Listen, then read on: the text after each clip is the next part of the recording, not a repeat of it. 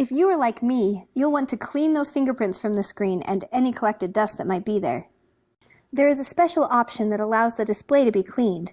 The option locks the display for 30 seconds so it can be cleaned without sensing any button presses. Clean the display with a dry, soft cloth. To set the display for cleaning, use the following steps.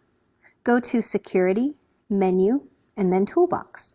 The control panel will then ask you to enter your current master code. Once you are in the User Toolbox, select Clean Screen. The cleaning screen will be displayed for 30 seconds. It will show the time remaining.